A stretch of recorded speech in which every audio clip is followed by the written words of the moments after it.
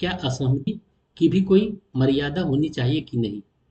लोकतंत्र के नाम पर आप किसी भी तरह से कुछ भी मतलब करें, ये असहमति का हिस्सा नहीं हो सकता। वंदे मातरम फ्रीडम स्ट्रगल का भारतीयों के लिए बहुत बड़ा एक अस्त्र था और वंदे मातरम का फ्रीडम स्ट्रगल में स्वतंत्रता सेनानियों द्वारा हथियार के रूप में उपयोग किया गया था। वंदे मातरम के नाम पर भी आज पॉलिटिक्स की जा रही है और मुख्यतः कांग्रेस पार्टी के द्वारा, सोनिया गांधी, राहुल गांधी, इन सबों के द्वारा अपीजमेंट पॉलिटिक्स के नाम पर, वोट बैंक पॉलिटिक्स के नाम पर वंदे मातरम के गायन को लेकर आपकी मतलब जो वंदे मातरम जितना है उतना गाया जाना चाहिए। अगर 6 स्टेंजा का है तो आपको क्या आपत्ति हो सकती है? उसको धर्म से कैसे जोड़ा जा सकता है? जो फ्रीडम स्ट्रगल में इतना सहयोग दिया, उस वंदे मातरम के नाम पर पॉलिटिक्स कैसे हो सकती है? 15 अगस्त को जब स्वतंत्रता दिवस मनाया जा रहा था, उस दिन वंदे मातरम को जब चलाया जा रहा था तो सबसे पहले वीडियो देखिए दोस्तों, किस तरह सोनिया गांधी वंदे मातरम को रोकने की कोशिश कर रही है। बाहुबल धारिणी नमामि तारिणी रिपुदल वारिणी मातरम वंदे मातरम।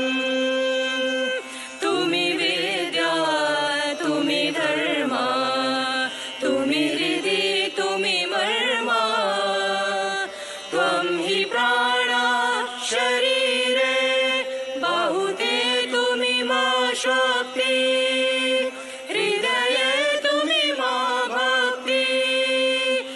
ये देख लीजिए, सोनिया गांधी वंदे मातरम चल रहा है जो कि राष्ट्रीय गान है, राष्ट्रीय गीत है, और बीच में ये इस तरह, जबकि ये गलत है, वंदे मातरम चल रहा हो और इस तरह अनरूली बिहेवियर। सोनिया गांधी को आप देख सकते हैं किस तरह जेस्चर कर रहे हैं हाथ से, आप देखिए।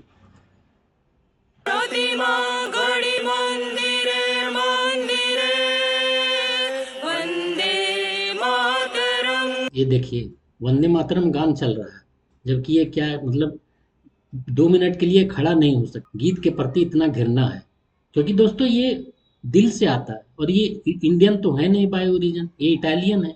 तो देश में रह जाने से मतलब जो अंदर में है भाव, वही ये निकाल के ला रहे हैं।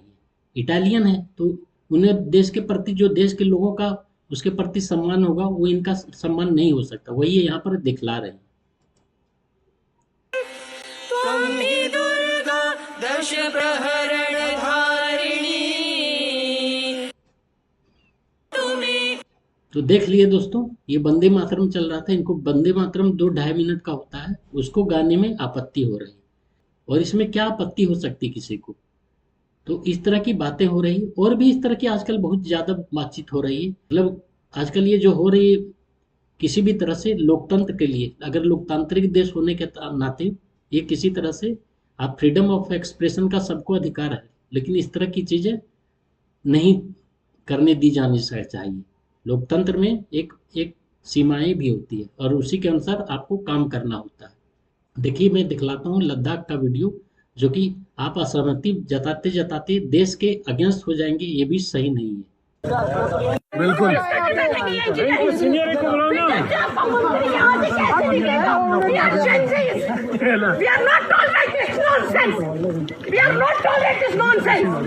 आप लोग मुझे बताओ, आप लोग बैठोगे या नहीं बैठोगे? चलो चलो कैसे रुकेंगे? 5 घंटे हो गए, निकालो सब लोग गाड़ी और चलो।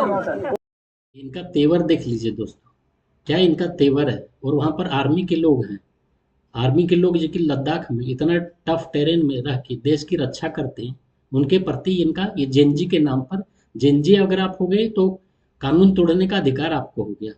जेनजी तो किसी तरह से देख के लग भी नहीं रही, ये जेनजी है। मतलब इन्हें शर्म आना चाहिए देश के आर्मी के अगेंस्ट इस तरह की चीज़ें। देश की आर्मी ना हो तो चाइना पाकिस्तान वाले घुस हैं, उसके बाद गुलामी करते रहेंगे आप।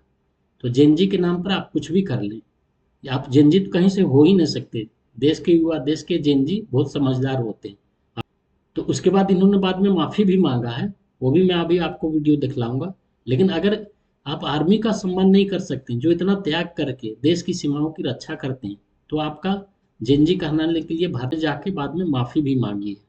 तो देखिए ये वो वीडियो भी आपको मैं अभी दिखलाता हूँ। तो आप आर्मी को क्या बोलेंगे? मैं मैं आर्मी को पहले तो जय हिंद, अपने जवान भाइयों को, जो मेरे भाई बाप सब कुछ हैं, जिनकी वजह से हम लोग अपने घर में सेफली सो पाते हैं, सुबह उठ पाते हैं। आप लोग बॉर्डर पे रह के हम लोगों की सेवा करते हैं, लेकिन हम जैसे बदतमीज लोग फ्रस्ट्रेशन में आके कुछ भी बोल देते हैं, जबकि आप लोग हमें कभी कुछ नहीं बोलते। हम ही लोग फ्रस्ट्रेशन में आपको हमेशा पॉइंट आउट करते हैं। तो उसके लिए मैं अपने जवान भाइयों से, तमाम इंडियन आर्मी से और JNK की आर्मी से भी दिल से माफी मांगती हूँ। मुझे छोटी बहन समझ के मेरी बातों को आप प्लीज इग्नोर करें और मुझे माफ कर दें सर। बाद में माफ़ी भी मांगी, ये रियलाइज, शुक्र है रियलाइज की और माफ़ी मांगी। और इंडियन आर्मी तो उसको गलत, उन्होंने वहाँ पर उस दिन भी उन्होंने इसके साथ कुछ व्यवहार ऐसा नहीं किया था। बैरिकेडिंग एक लगाई हुई थी, जो कि सिंपल रेगुलर प्रोसीजर है उनका, और वहाँ पर कानून व्यवस्था सारी चीज़ों को बनाए रखने के लिए वो करती हैं, तो उनके काम का ये हिस्सा होता है। तो उसमें ये भड़क गई थी मोहतरमा, और ये बोल के कि यहाँ के लोगों को बहुत परेशानी उन्हें, इंडियन जवान जो सीमा पर होते हैं उन्हें परेशानी नहीं होती है। उतना त्याग आप कर पाएंगे? आप वहाँ टूरिस्ट बन के गए और बखेड़ा खड़ा कर रहे हैं। क्षमा तो पाकिस्तान को भी बार बार क्षमा करते रहते हैं, जब अति कर देता है पाकिस्तान तब फिर इंडियन आर्मी उस पर एक्शन लेती है। तो इंडियन आर्मी तो कभी बोला ही नहीं, तो क्षमा इन्होंने मांगी, अपनी गलती को रियलाइज किया, अच्छी बात है। और ये देश के लिए भी अच्छी बात है। जो जैन जी का नाम ये बदनाम कर रहे थे, जैन जी हमारे देश के ऐसे जैन जी नहीं है, जैन जी हमारे समझदार है। हर चीज़ की एक सीमा होती है और मर्यादा होती है, और होनी भी चाहिए। और लोकतंत्र में भी वो एक सीमा होती है। लोकतंत्र में ऐसा नहीं कि लोकतंत्र में आप कुछ भी कर लें और वो जायज़ है। हाँ, एक महत्वपूर्ण अंतर समझना जरूरी है कि दोस्तों, असहमति की सीमा और आचरण की सीमा अलग अलग होती है। लोकतंत्र में आपको अधिकार है कि आप सरकार की आलोचना करें, सुप्रीम कोर्ट के फैसले पर सवाल उठाएं, सेना या किसी भी संवैधानिक संस्था की आलोचना करें, किसी नीति या राजनीतिक दल से असहमत भी हो सकते हैं, कोई उसमें बुराई नहीं। अपनी विचारधारा के खिलाफ भी खुलकर बोलें, लेकिन आप उसकी एक सीमा होती है। समस्या तब शुरू होती है जब असहमति कानून और मर्यादा को तोड़ने पर बदल जाए, जैसे हिंसा या धमकी, लोगों को भड़काना, जानबूझकर अपमान करना, कानून की प्रक्रिया में बाधा डालना, ये सभी चीज़ें गलत है। ऐसे कानून को भी मानने से इनकार करना, जो कि देश के लिए, देश की लॉ एंड ऑर्डर के लिए, देश के हिसाब से गलत हो। मेरे हिसाब से आप देखेंगे तो लोकतंत्र में असहमति की आज़ादी जरूरी है, लेकिन क्या असहमति की भी कोई मर्यादा नहीं होनी चाहिए? सरकार की आलोचना हो सकती, सुप्रीम कोर्ट के फैसले पर भी सवाल उठाए जाते हैं और उठाए जा सकते हैं। आर्मी की भी आलोचना कीजिए आप, आर्मी की आलोचना करने से कोई नहीं रोक रहा, लेकिन उनके काम में बाधा मत डालिए। क्या कानून, संविधान और संस्थाओं को भी मानने से इनकार किया जा सकता है? मतलब अगर आप सुप्रीम कोर्ट से को ही मानने से इनकार कर देंगे, संविधान को ही मानने से इनकार कर देंगे, तो वो संविधान फिर संविधान ही नहीं रहेगा, फिर डेमोक्रेसी कहाँ रहेगी, कानून व्यवस्था कहाँ रहेगी? अगर हर व्यक्ति अपनी सुविधा के अनुसार केवल वही कानून और संस्थाएं माने जिन्हें वो पसंद करता है, तो फिर लोकतंत्र और अराजकता के बीच की रेखा कहाँ बचेगी? और सबसे महत्वपूर्ण बात यह है दोस्तों, देशभक्ति का मतलब सरकार से सहमत होना नहीं है, और लोकतंत्र का मतलब जो मन करे वह करने की आज़ादी भी नहीं है। लोकतंत्र के नाम पर पुलिस पर हमला कीजिए, लॉ एंड ऑर्डर की समस्या क्रिएट कीजिए, और प्रधानमंत्री को, जैसा कि मैंने कहा, भद्दी भद्दी गालियां जो जंतर मंतर में लोकतंत्र के नाम पर की जा रही थी, वो सब कहाँ तक मतलब सही है? लोकतंत्र का आधार है दोस्तों अधिकार, अधिकार के साथ जिम्मेदारी, जिम्मेदारी कानून का सम्मान और असहमति की स्वतंत्रता, ये सभी लोकतंत्र के हिस्से होते हैं। अगर आपको लोकतंत्र में अधिकार मिल रहा है तो उसमें जिम्मेदारी भी आपकी है, और कानून का सम्मान करना भी लोकतंत्र में ही, संविधान में ही, संसद के द्वारा पारित कानून बने हुए थे।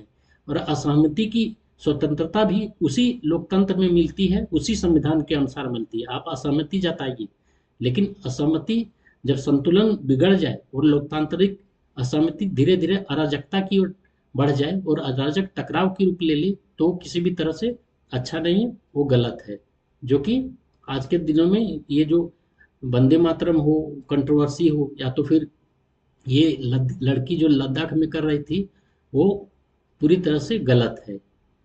लोकतंत्र और अराजकता के बीच की बारीक रेखा संविधान और संस्थाओं की सार्वभौमिक स्वीकार्यता पर ही टिकी है। असहमति लोकतंत्र की आत्मा है। आप असहमत हो सकते हैं, असहमत होइए आप, असहमत होने से कोई नहीं रोक रहा है, लेकिन असहमति के नाम पर आप कानून व्यवस्था की समस्या क्रिएट कर देंगे तो कहीं से सुरक्षित नहीं है। लोकतंत्र की आत्मा है असहमति, लेकिन यह स्वतंत्रता तभी तक सुरक्षित है जब तक उसे न्यायसंगत ढांचे के भीतर अभिव्यक्त की जाए। अभी तो यहाँ पर कुछ चीजों में बहुत बारीक अंतर है। आलोचना बनाम संस्थागत अस्वीकारता। सरकार की नीतियां, सुप्रीम कोर्ट के निर्णयों और सेना की रणनीतियों की आलोचना करना नागरिक का अधिकार है। यह आलोचना संस्थाओं को सुधारने और जवाबदेह बनाने के काम आती है, लेकिन आलोचना करने और संस्थाओं के अस्तित्व या उनके कानूनी अधिकार को पूरी तरह से खारिज करने में बड़ा अंतर है, जो कि आज के दिनों में आपको देखने को मिल रहा होगा। सुविधा अनुसार कानून मानने का जोखिम।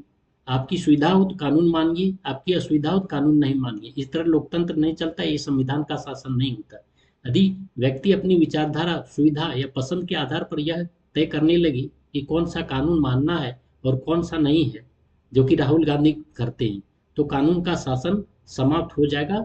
इसे दर्शन शास्त्र और राजनीति विज्ञान में अराजकता कहते हैं, अनार्की फैल जाएगी देश में। और फिर क्या हो सकता है, अराजकता फैलने पर आपको भी पता होगा, न कोई रूल ऑफ लॉ रहेगी, न कॉन्स्टिट्यूशन रहेगा, न डेमोक्रेसी रह जाएगी।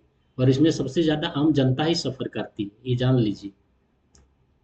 जहां जिसकी लाठी उसकी भैंस का नियम लागू होने लगे तो फिर न कानून बचेगा न संविधान बचेगा।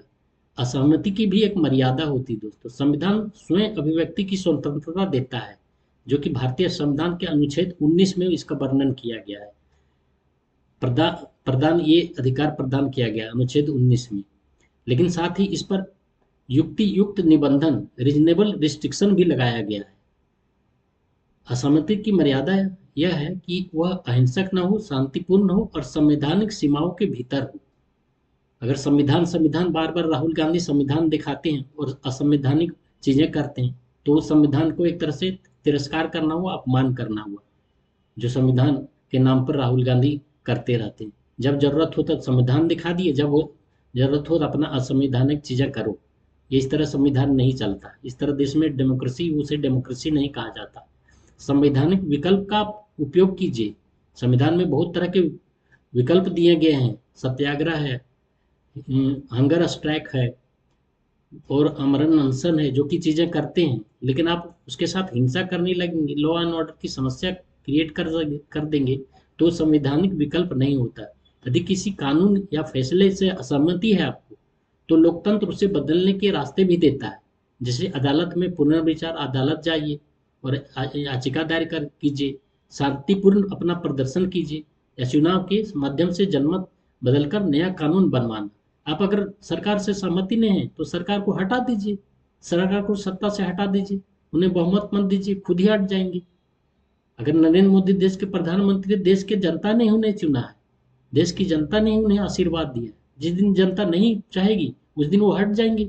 जैसे अन्य प्रधानमंत्री हटे हैं, इंदिरा गांधी रहे, जवाहरलाल नेहरू रहे, राजीव गांधी रहे, सभी हटे कि नहीं? नरसिम्हा राव रहे, मनमोहन सिंह 10 साल तक रहे, हटे कि नहीं? तो सरकार को, देश की जनता को इसका अधिकार मिला हुआ है, उसे चुनाव में हरा दीजिए, वो खुद ही हट जाएगा। प्रक्रिया को ही नकार देना लोकतंत्र को अंदर से खोखला कर देता है। आप कोई प्रक्रिया, कभी ईवीएम के नाम पर पॉलिटिक्स कीजिए, तो कभी चुनाव आयोग पर ही क्वेश्चन उठा दीजिए, तो कभी सुप्रीम कोर्ट के मतलब नकार दीजिए, सुप्रीम कोर्ट एग्जिस्टेंस पर ही सवाल उठा दीजिए, तो लोकतंत्र नहीं होता। न वो संविधान होता है, न संवैधानिक देश लोकतांत्रिक प्रक्रिया के अगेंस्ट वो होता है, जो कि करने की कोशिश की जा रही है लोकतंत्र के नाम पर। असहमति जताइए, आप जितना प्रोटेस्ट कीजिए असहमति जा जाएगी। प्रधानमंत्री को गाली देना चाहते हैं, अगर आपको लगता है गाली देना, माँ बाप को भी अगर आप गाली दे सकते हैं, प्रधानमंत्री को भी दीजिए। लेकिन यही सोच लीजिए, अगर आप उसी तरह की गाली आपके माँ बाप को, आपके रिलेटिव को, आपके करीबी लोगों को दिया जाएगा, तो आपको क्या वही गाली अच्छा लगेगा? ये चीज भी आप सोच लीजिए। आप ये नहीं कि सिलेक्टिव होकर सोचिए कि प्रधानमंत्री को इतनी भद्दी भद्दी गालियां दे रहे हैं। प्रधानमंत्री देश के प्रधानमंत्री किसी पार्टी के प्रधानमंत्री नहीं होते, देश की जनता ने उन्हें चुना है। तो असहमति के नाम पर आप मतलब उलूल जुलूल हरकत करेंगे तो वो फ्रीडम ऑफ एक्सप्रेशन नहीं रह जाता। असहमति का उद्देश्य व्यवस्था को बेहतर बनाना होना चाहिए, न कि व्यवस्था को ध्वस्त करना, जो कि करने की कोशिश की जा रही है। जब तक नागरिक और समूह असहमत होने के बावजूद देश के कानूनी और संवैधानिक ढांचे के प्रति प्रतिबद्ध हैं रहते हैं, तब तक लोकतंत्र सुरक्षित रहता है। आप हिंसा करने लगेंगे और तोड़-फोड़ करने लगेंगे, कानून के विरुद्ध काम करेंगे, तो फिर लोकतंत्र या संवैधानिक ढांचे से बाहर निकल के संवैधानिक ढांचे को तोड़ना हो जाता है। तो दोस्तों, आजकल ये लोकतंत्र के नाम पर अपने अनुसार लोकतंत्र को परिभाषित करना, कभी वंदे मातरम जो कि देश का कानून है, अगर वंदे मातरम क्यों आपको क्या आपत्ति है वंदे मातरम गाने में? क्योंकि वोट बैंक पॉलिटिक्स करनी है। वो वंदे मातरम जिसे फ्रीडम स्ट्रगल में लोग गाए, जो फ्रीडम स्ट्रगल में अंग्रेजों के अगेंस्ट उसका हथियार के रूप में उपयोग किया, उसके अगेंस्ट आज लोग सोनिया गांधी देश की सबसे बड़ी पार्टी जो देश में 60 साल तक राज किया है, वो क्वेश्चन उठा रही है, राहुल गांधी। और ये अपने मुताबिक करें, अपने मुताबिक अगर सबको करने लगे तब तो देश में अराजकता फैल जाएगी। तो ये भी सोचना पड़ेगा कांग्रेस को और सभी देश को और देशवासियों को भी सोचना पड़ेगा, क्या ऐसे लोगों को कभी सत्ता में आने का मौका देना चाहिए? तो प्लीज़ लाइक एंड सब्सक्राइब कीजिए मेरे चैनल को, और आप कंट्रीब्यूट कर सकते हैं दोस्तों, कंट्रीब्यूट कीजिए। मेरा QR कोड और UPI ID दिया हुआ है। बहुत बहुत धन्यवाद मेरा वीडियो देखने के लिए।